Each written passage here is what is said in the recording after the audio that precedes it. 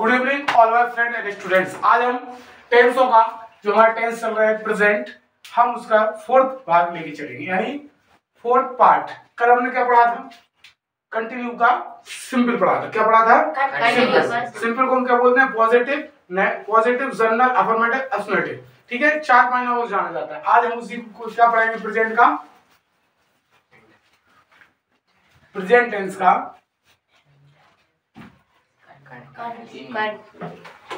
Continuous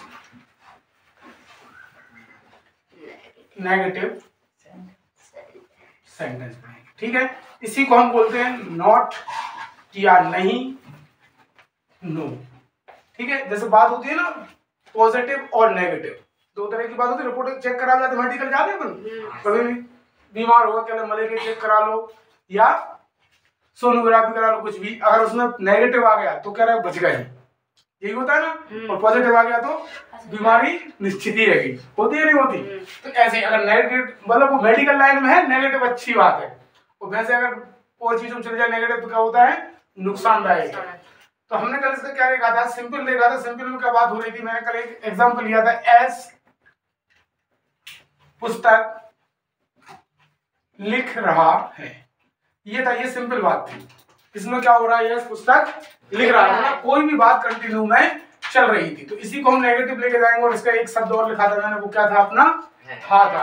अगर हा आ गया तो क्या हो गया? प्रेजेंट हो गया। इसका फॉर्मूला देखो क्या रहेगा? सब्जेक्ट प्लस हेल्प वर्ब क्या बताएगी? इज, एम और आर। वर्ब की फर्स्ट फॉर्म लगेगी, यानी मेन वर्ब की, plus ING, object, other word और टाइम। ठीक है, सही है? नहीं है, इसमें क्या रहेगा? नोट लगेगा। सहायक क्रिया के बाद क्या लगेगा? नोट जरूर लगेगा। ठीक है, तो इसका रहेगा। और मैंने एक ट्रिक बताई थी, बहुत अच्छी ट्रिक ये है कि हमें दो चीजें, तीन चीजें याद रखना। टेंस, कोई से टेंस पढ़ लेना, चाहे प्रेजेंट, चाहे पास्ट, चाहे फ्यूचर। वो कौन से? S plus B plus O. बस कोई सा भी टेंस हो, कितने बड़ा हो, चाहे प्रेजेंट परफेक्ट कंटिन्यू टेंस हो, चाहे कोई सा हो, और हिंदी में रखेंगे एस ओ प्लस बी। इनका मतलब पता है? मतलब पता है कि नहीं है?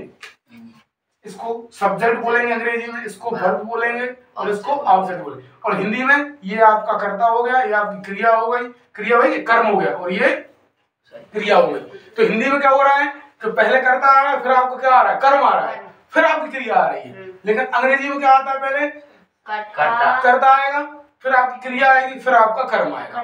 थोड़ा इन चीजों में अगर इसका मतलब समझना, देखो एक एग्जांपल लेते हैं अपन।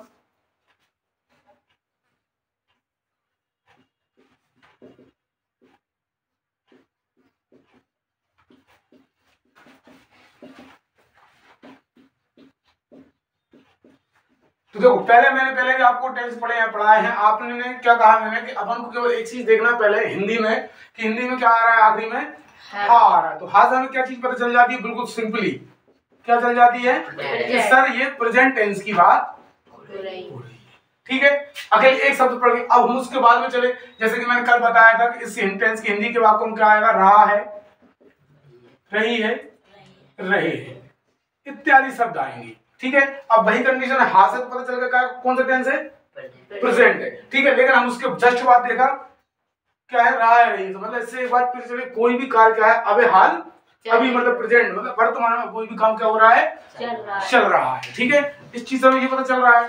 तो हम इसमें कहां चले जाएंगे? इसे कहां लिख देंगे? काय का टेंस हो रहा है? कंटिन्यूस का टेंस। दो चीजें क्लियर हो गई।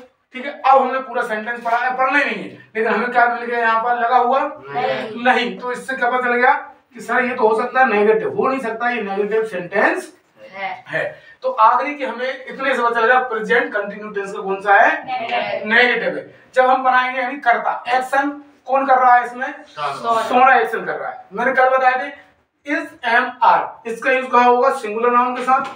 आर को उपयोग कहाँ होगा? बहुवचन करते हैं प्लूरल नाउन के साथ। और इस एम का यूज होगा ओनली आई के साथ। और ऐसे कोई सा टेंस नहीं जिसमें तीन हेल्प वर्ब लगती हूँ, केवल एक ही टेंस है, वो प्रेजेंट कंटिन्यू टेंस है, जिसमें तीन हेल्प वर्ब लगती है। ना पास्ट में कोई तीन हेल्प वर्ब आती है, ना प्रेजेंट में आती है, ना फ्यूचर में आती है। केवल प्रेजेंट कंटिन्यू टेंस में केवल तीन हेल्प वर्ब लगती है। ठीक है, अब सोना क्या है? एक वचन है या बहुवचन है?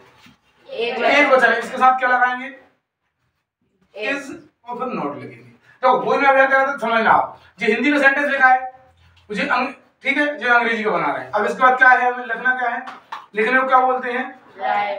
तो ING लगी, राइटिंग आ लेटर।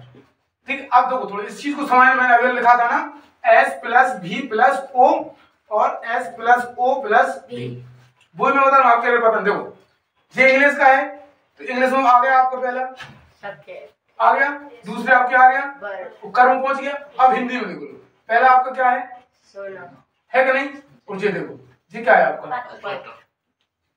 जी हो रहा है, समझ में आएगा कि SOV हिंदी के कोई सा भी सेंटेंस हो हिंदी का, उसमें पहले करता रहेगा और फिर उसके बाद उसका कर्म उसके बिल्कुल साथ चलेगा।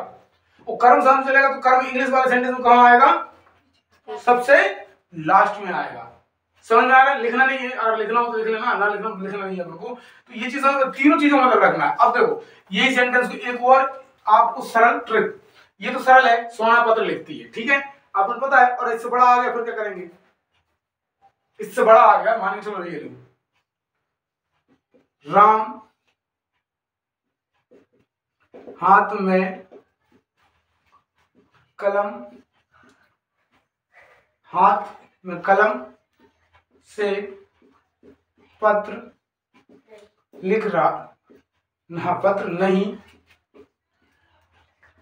लिख रहा है, ठीक है, नहीं, इतना बड़ा आ गया, ठीक है। अभी सिंपल आया था, लेकिन हमें इसमें भी क्या चीज याद रखना है? S plus V plus O, ठीक है। और हिंदी में क्या रखना है? S plus O plus V, ठीक है। अब हम इसमें क्या करेंगे? कुछ नहीं करना है, इसको छोड़ दो, इसको एक्शन को। अब लिख दो गिनती। गिनती सबको आती है, गिनती आती है कि नहीं आती? 1 2 3 4 5 6 7, ठीक है। अब वो तो टेंस की पहचान है, उसे छोड़ दो। कैसी गिनती लिख दी मैंने? लिख दी। अब इनको उल्टी लिख लो, 1 2 3 4 5 6 7, ये लिखी ना। अब हमें कुछ जरूरत नहीं है कहाँ सब्जेक्ट है, कहाँ करता है, मतलब करता तो रहेगा, कहाँ ऑब्जेक्ट है, कहाँ अदर वर्ड है, कहाँ टाइम वर्ड है, कोई मतलब नहीं। हमें गिनती उठाना है। एक क्या हमने इसको कहाँ लगा? एक्शन है हमारा राम, ठीक है। अब हम बताओ एक क्या लिखा है? हेल्पर तो लगाएंगे, हेल्पर गिनती में नहीं आएगी। तो पहले हेल्पर राम के साथ क्या आएगा? इज और नॉट। अब बताओ एक पर क्या लिखा है?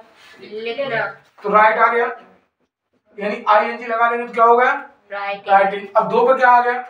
नहीं, ठीक है, लेटर आ नहीं, अपने ये गलत कर दिया यहाँ से। हाँ ठीक है, ये 2 नहीं रहेगा, 2 3 4 5 6, 2 पे क्या आ रहा है? आ लेटर आ गया। अब 3 पे क्या है? से के लिए क्या बोलते हैं? फ्रॉम।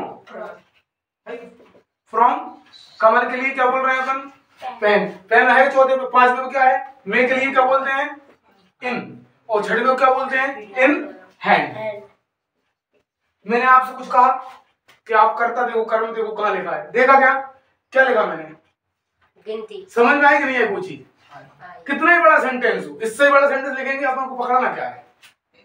गिनती। एक और बताऊं क्या? अगर समझ में नहीं है, एक और बताऊं? आ रहा है कि नहीं आ रहा? फिर एक और बताऊं, एक आप इसका एग्जांपल और लेते हैं, ठीक है। इधर देखो, फॉर्मूला को मिटा के अपन देखते हैं, यहाँ पर एक सेंटेंस और बड़ा लेते हैं थोड़ा सा।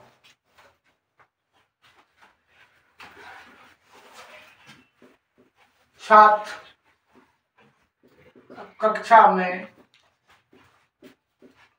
बैठकर